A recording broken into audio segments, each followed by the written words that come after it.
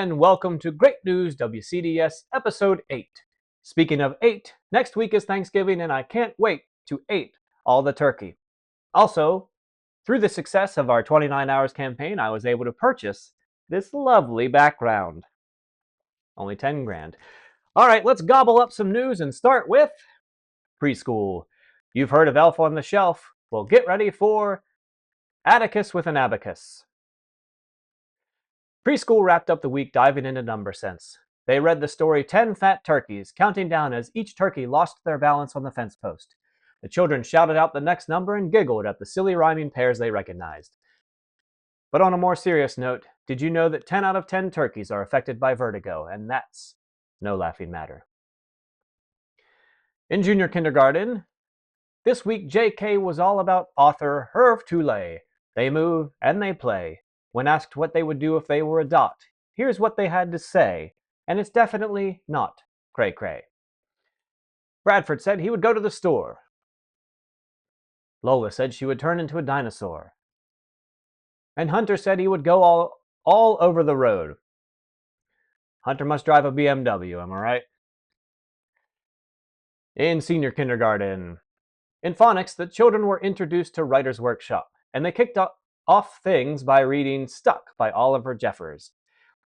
The story had everyone giggling as they followed the many creative and sometimes silly ways the character tried to get his kite out of a tree. When asked how they would get a kite out of a tree, here's what they had to say. Gemma and Regina both said a dog. Finn said Godzilla. Edna, Caston, Mia, Ollie, and Isaac said pigs, which raises another question. How am I supposed to get bacon if it's all up in a tree? Also, the winner of the Monday morning rap battle was Hudson Shoulders. Way to go, Hudson.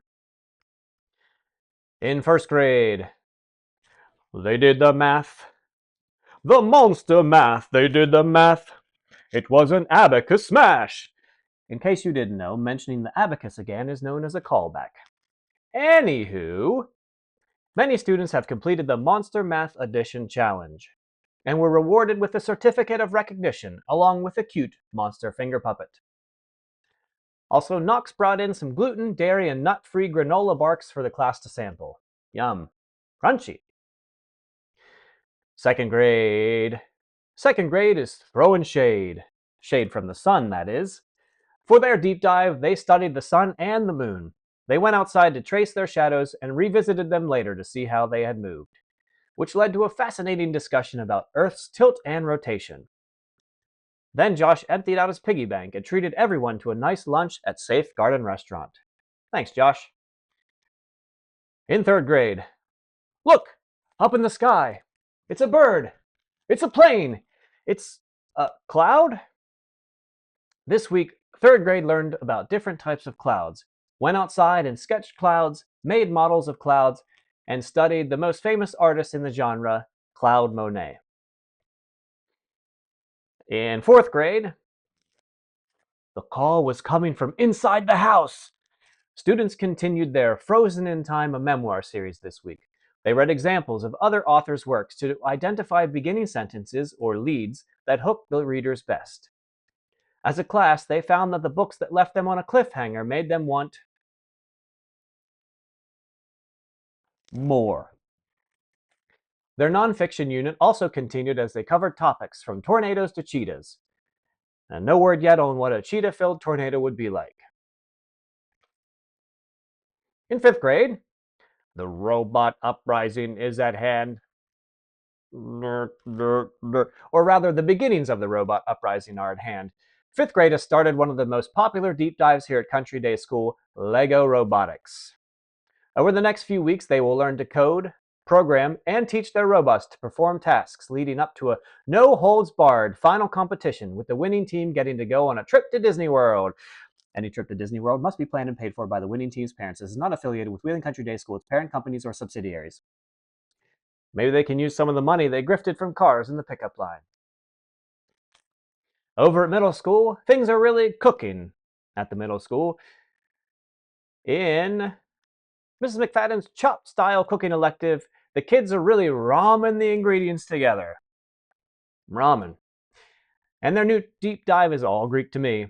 They will be studying myths, starting with the Greeks and working their way down to lesser known myths like it doesn't matter which way the toilet paper goes on the holder.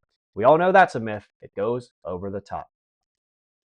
It's now time for This is a Joke. This week's joke comes from third grade. Take it away. Hi, I'm Silas. I'm from third grade, and I would like to tell you a joke today. My joke is, what do you call a fly without wings? A walk. I'll walk because it has no wings. Oh, thanks, Silas. And with that, we've reached our Kind Kid Shout Out. This week's Kind Kid is on a 2-week Kind Kid streak, and that is Ciro Swan. Well done, Ciro. And Mr. McDonald says that during LEGO Robotics, it was time to suggest and vote on a theme for the game board. In a group of 26 kids sharing interests and passions, only one would come out on top.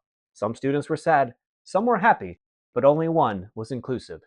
Ciro spoke up and found a way for the winning idea to be encapsulating of many other ideas. Brilliant work, Ciro. Thank you very much.